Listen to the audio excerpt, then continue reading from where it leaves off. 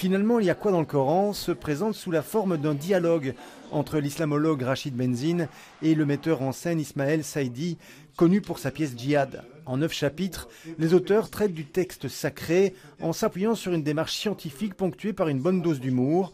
Anthropologie, géographie, sociologie, le Coran est remis dans son contexte historique en excluant toute tentative idéologique. On a essayé d'aborder des questions qui pouvaient fâcher, la question de mécréants, la question du djihad, la question du halal, la question de Mohammed, la question de la violence, c'est-à-dire toutes ces questions où les gens ont beaucoup de fantasmes, on a essayé de replacer ces questions dans l'Arabie du 7e siècle. Depuis les attentats, Rachid Benzine a passé son temps à former des enseignants et des agents de prévention dans cette démarche de contextualisation historique du Coran.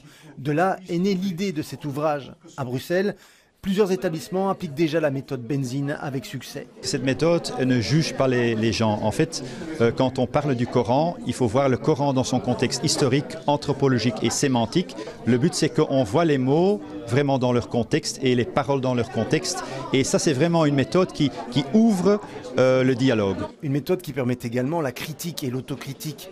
L'anthropologue a d'ailleurs donné à ses élèves l'envie d'en savoir plus. D'autres personnes qui ne sont pas musulmanes et qui ne croient pas peuvent aussi s'intéresser et voir pourquoi les gens croient, etc. Et pas faire d'amalgame et nous dire oui, vous êtes comme ça et nous juger finalement. Et de nous attaquer par des simples versets qui sortent complètement de leur contexte, etc.